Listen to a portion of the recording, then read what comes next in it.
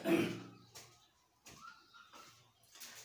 बच्चों, पीके chemistry classes में आपका स्वागत है। आज हम पढ़ने वाले हैं, पहला चैप्टर पढ़ने वाले हैं क्लास 12th का सॉल्यूशन चैप्टर पढ़ने वाले हैं। सॉल्यूशन का ये आपका पार्ट 1 होगा। इसी तरीके से ये सॉल्यूशन पार्ट 1, पार्ट 2, पार्ट 3 इसी तरीके से आपके वीडियो बनते रहेंगे। आप फिजिकल केमिस्ट्री का ये पार्ट है। फिजिकल केमिस्ट्री का पार्ट जो होता है ये बहुत ही आसान और सरल होता है। इसको हम बड़े आसानी से समझाएंगे आपको इस चैप्टर के बारे में। तो कॉपी और पेन आप निकाल लीजिए और अपना नोट्स आप खुद बनाएं तो ठीक रहेगा। तो हम पढ़ने चल रहे हैं पहला चैप्टर और पहला टॉपिक इसका पढ़ रहे हैं पार्ट 1। इसका दिया गया है नाम सॉल्यूशन पार्ट 1। तो पहले हम देखते हैं यहाँ विलियम की परिभाषा, डिफिनीशन ऑफ सॉल्यूशन। ये दो या दो से अधिक पदार्थों के समांगी मिश्रण को विलियन कहते हैं। दो या दो से अधिक पदार्थों के समांगी मिश्रण को विलियन कहते हैं। इसी को अगर हम इंग्लिश में कह लें, a homogeneous mixture of two or more substances is known as solution। जैसा कि हम जानते हैं कि जो सॉल्यूशन होता है उसमें आपके दो कंपोनेंट्स होते हैं, या दो से अधिक भी कंपोनेंट्स हो सकते हैं। दो कंपोनेंट्स। तो सॉल्यूशन के केस में यहाँ जो आपका ये सॉल्यूशन होगा इस चैप्टर में, जितना भी हम यहाँ स्टडी करेंगे वो हम बाइनरी सॉल्यूशन के बारे में अध्ययन करेंगे। अब बाइनरी सॉल्यूशन क्या होता है? बाइनरी सॉल्यूशन का मतलब इसमें टू कंपोनेंट्स होते हैं, यानी कि उसमें दो घटक होते हैं, यानी कि दो पदार्थों युक्त विलयन को हम बाइनरी सॉल्यूशन कहते हैं, द्विअंगी विलयन कहते हैं। अब देखिए बाइनरी सॉल्यूशन में दो चीजें होती, क्या चीजें हैं? दो कंपोनेंट्स, उसको हम क्या कहते हैं? एक को हम कहते हैं विलेय, दूसरे को कहते हैं हम विलायक। विलेय को इंग्लिश में हम कहते हैं सॉल्यूट कहते हैं, और विलायक को इंग्लिश में हम कहते हैं सॉल्वेंट कहते हैं। यानी कि अगर हम कहना चाहें जो आपका सॉल्यूशन होगा, सॉल्यूशन यानी कि विलेय प्लस विलायक इक्वल टू क्या होगा? सॉल्यूशन होगा। यानी कि solute plus solvent equal to solution, ये होगा। अच्छा, विलेन में सॉल्यूट आप किसे कहेंगे और विलेन में आप सॉल्वेंट किसको कहेंगे? देखिए विलेन में जो आपका सॉल्यूट होता है वो आपका स्मॉलर अमाउंट में होता है, ये बहुत कम मात्रा में होता है, और जो सॉल्वेंट होता है वो आपका लार्जर अमाउंट में होता है, ये अधिक मात्रा में होता है। यानी कि हम कह सकते हैं विलेन में उपस्थित वह घटक जो स्मॉलर अमाउंट में होता है, कम मात्रा में होता है, उसे ही हम सामान्यतः क्या कहते हैं? विलेय कहते हैं।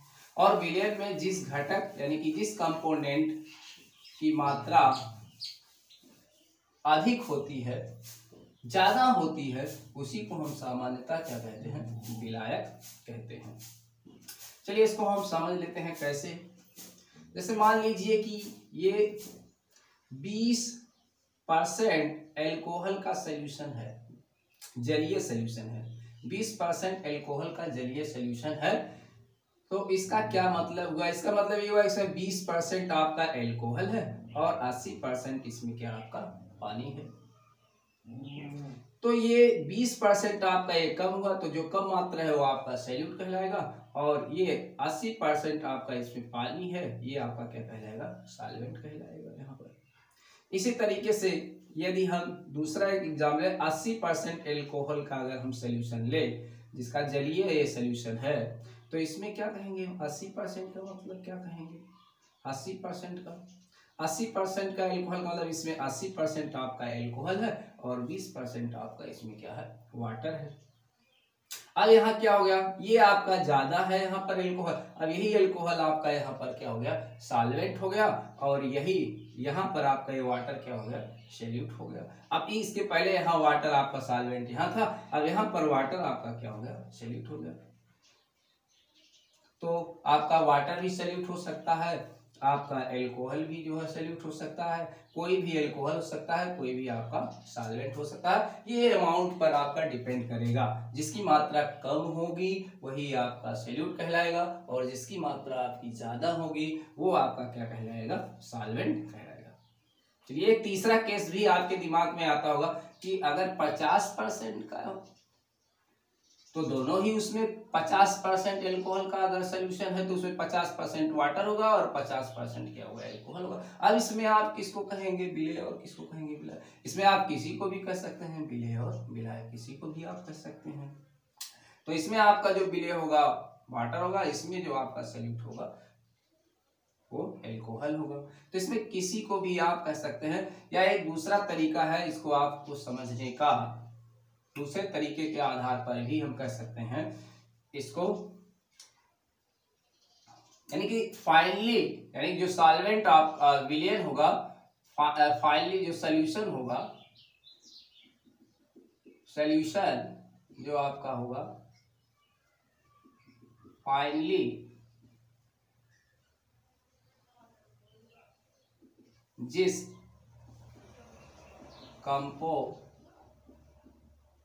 कंपोनेंट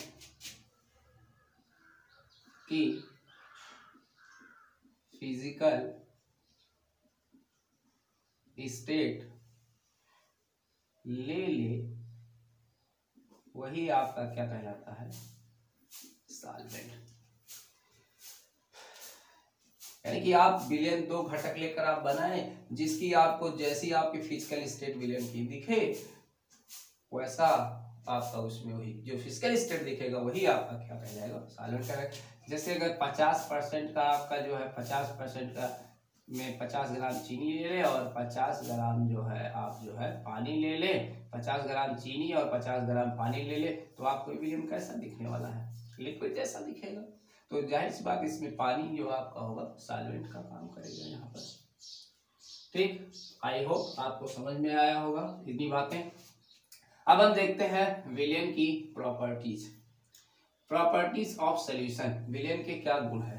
देखिए विलेन में केवल एक ही प्रवस्था होती है, आपको विलेन जो दिखाई देता है उसमें केवल एक ही प्रवस्था होती है, एक ही प्रवस्था होती है। आपको विलेन में दोनों घटक अलग अलग नहीं दिखते हैं, उसका आपका समांगी जो है होमोजीनियस जो है मिक्सचर होता है। अच्छा ये होमोजीनियस मिक्सचर आपका कैसे होता है, होमोजीनियस जिसमें जो कंपोनेंट आप लेंगे, इसमें दोनों घटक, मैंने मान लिया कि आपने वाटर लिया और प्लस शुगर लिया, इसमें अगर आप ये दोनों को मिला देंगे तो दोनों घटक आपको दिखाई नहीं देते हैं। इनकी जो प्रॉपर्टी होती है वो यूनिफॉर्म होती है, इनकी प्रॉपर्टी जो होती है वो यूनिफॉर्म होती है। समान रूप से विलायक में विलेय पदार्थ यानी कि पानी में चीनी जो होता है समान रूप से इसमें वितरित हो जाता है, इसमें समान रूप से विलेय पदार्थ फैल जाता है। अगर हम किसी भी कोने में, इस पात्र के किसी भी कोने में, अगर हम इतने कोने में यहाँ अगर देखें कितने इसमें विलेय के कण उपस्थित होंगे, जितने यहाँ पर विलेय के कण होंगे उतने ही आयतन में, उतने ही एरिया में यहाँ भी उतने ही विलेय के कण उपस्थित होंगे। यानी कि कहीं भी इस उतने ही क्षेत्र में कहीं भी हम जाए इस पात्र में तो वहाँ विलेय के कण आपको उतने ही मिलेंगे, उससे कम या ज्यादा नहीं मिलेंगे। इसीलिए कहा जाता है ये इसकी जो प्रॉपर्टी होती है यूनिफॉर्म होती है और एक होमोजीनियस मिक्सचर होता होगा। तो ये आपको समझ में आया होगा। यानी कि इस पात्र में कहीं भी हम किसी भी कोने में जाए, किसी भी एरिया में, एक निश्चित एरिया में अगर हम कैलकुलेट करें सॉल्यूट के पार्ट के इसको, तो आपको हमेशा उतने ही इसमें मिलेंगे। तो ये हो गया आपके विलेन में केवल एक ही प्रवस्था होती है। दूसरा देखते हैं विलेन में विलेय कणों का आकार 10⁻⁷ से 10⁻8 सेंटीमीटर होती है। तीसरा देखते हैं विलेन के घटकों को भौतिक विधि द्वारा आसानी से आप पृथक नहीं कर सकते हैं, इसको आप अलग नहीं कर सकते हैं, आसानी से इसको पृथक नहीं किया जा सकता है। अगला प्रॉपर्टी देखते हैं विलेन के गुणधर्म उसके घटकों के गुण होते हैं, जो उसके घटक के गुण होते हैं वही क्या होते हैं, विलेन के भी गुण होते हैं। विलेन के गुणधर्म जैसे घनत्व है, डेंसिटी, विस्कोसिटी है, पृष्ठ तनाव, सरफेस टेंशन है, बीपी है, बॉइलिंग पॉइंट है, मेल्टिंग पॉइंट है, ये संघटन के साथ क्या होते हैं, परिवर्तित होते हैं। तो जाहिर सी बात है, अगर किसी विलायक में विलेय पदार्थ की आप मात्रा डालते जाएंगे तो उसकी डेंसिटी क्या होगी, बढ़ती जाएगी, उसकी विस्कोसिटी क्या होगी, बढ़ती जाएगी, उसके एमपी और बीपी भी क्या होंगे, बढ़ते ही जाएंगे। तो ये विलयन की क्या हुई प्रॉपर्टी है। अब इसके बाद हम देखते हैं विलयन के प्रकार, देखते हैं विलयन के प्रकार। तो विलयन के प्रकार क्या, विलेय तथा विलायक की भौतिक अवस्था के आधार पर कुल 9 प्रकार के हैं विलयन। विलयन आपके 9 प्रकार के हैं। कौन कौन से 9 है, मैंने यहाँ चार्ट बनाया है, इसको आप बेहतर से समझिए, बहुत आसानी से आप इसको समझिए, बहुत जल्दबाजी नहीं है, धीरे धीरे समझते चलिए, नोट्स आप जो है इसको बनाते चलिए।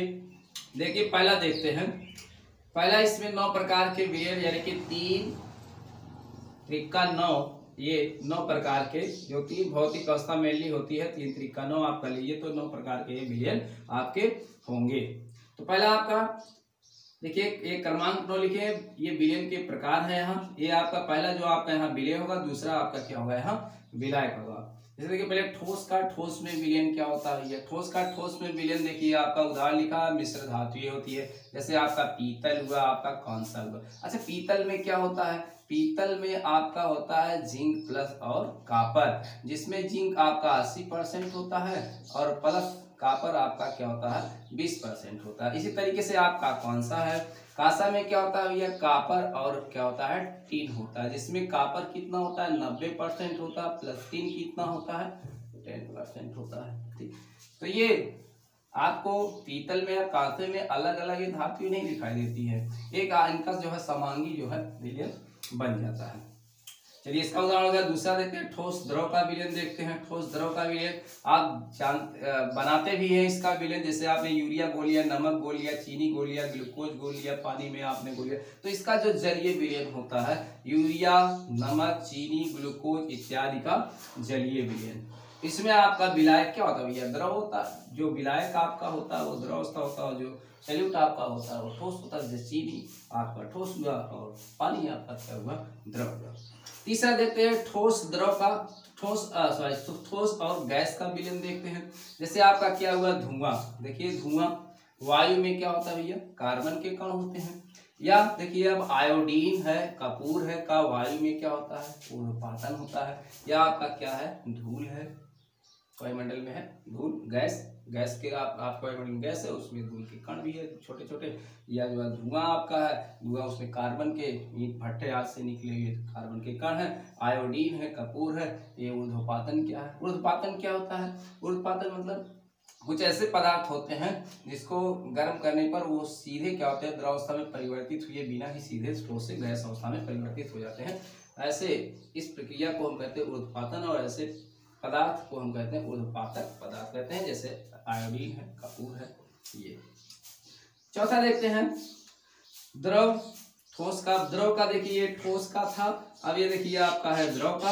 अब द्रव का देखिए द्रव और ठोस का विलयन, द्रव और ठोस का विलयन। क्रिस्टल जल युक्त लवण, क्रिस्टल जल युक्त लवण, जैसे आप क्रिस्टल जल युक्त लवण को बहुत से आप सूत्र देखते होंगे, FeSO4 × 7H2O, या आप देखते होंगे धावन सोडा का N2CO3 × 10H2O। तो इसमें क्या है, क्रिस्टल जल के अणु है, तो ऐसे आपको मिलेंगे। अमलगम क्या, अमलगम आपका कुछ धातुएं जो होती है मरकरी में क्या हो जाती है, डिसॉल्व हो जाती है, ऐसे को हम क्या कहते हैं, अमलगम कहते हैं। जैसे sodium mercury amalgam, zinc mercury amalgam, इसका एग्जांपल है। अब ये द्रव, द्रव का विलयन देखिए, द्रव का विलयन क्या है भाई, जैसे एल्कोहल और वाटर, एल्कोहल और वाटर। तो एल्कोहल और वाटर का जो है जलीय, ये हो गया इनका जलीय विलयन। टालवीन और बेंजीन, इसका एग्जांपल हो गया। द्रव गैस, द्रव गैस का विलयन देखते हैं। जैसे द्रव गैस का विलयन क्या है, लिक्विड एरोसॉल। लिक्विड एरोसॉल में आपका क्या है, बादल है, कोहरा है, बादल है, कोहरा है, कुहासा है, वायु में जलवाष्प है। सातवां देखते हैं, अब देखिए गैस, गैस का आ गया आपका, गैस, गैस का गैस ठोस का विलयन, गैस ठोस का विलयन क्या, पैलेडियम, देखिए लिखा पीडी पैलेडियम।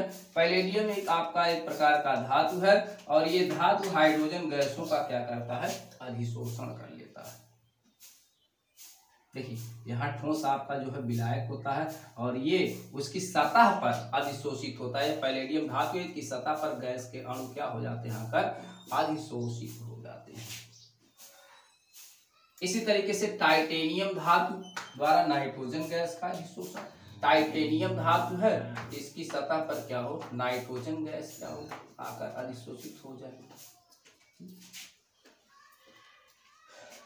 अगला आपका गैस द्रव, गैस द्रव का विलयन क्या है, सोडा वाटर। वायुयुक्त पेय पदार्थ, वायुयुक्त पेय पदार्थ किसमें बनता है भैया, गैस होता है आपका, विलायक क्या होता है, द्रव होता है और उसमें गैस होता है। जैसे पेय युक्त पदार्थ आप पीते हैं, सोडा वाटर, सोडा वाटर। जल में घुली ऑक्सीजन, आपके जल में भी ऑक्सीजन क्या है, घुली होती है, इसीलिए तो क्या भैया जलीय जीव जो होते हैं जीवित रहते हैं, क्योंकि उसमें क्या होता है, ऑक्सीजन डिसॉल्व होती है थोड़ी मात्रा में। गैस, अगला देखते हैं गैस, गैस का विलयन देखते हैं। गैस, गैस का विलयन, गैसों का मिश्रण। वायुमंडल में क्या भैया, गैसों का मिश्रण है, तमाम गैसें हैं, hydrogen, oxygen, nitrogen, carbon dioxide, sulphur dioxide, बहुत सी गैसें हैं जो कि इसमें डिसॉल्व होती हैं, घुली होती हैं। तो ये आपका पहला वीडियो रहा। आई होप आपको अच्छी तरीके से समझ में आया होगा। तो आप इसको याद करिए, तैयार करिए, नोट्स बनाइए। अगला वीडियो लेकर हम फिर आपसे मिलेंगे, तब तक के लिए नमस्कार।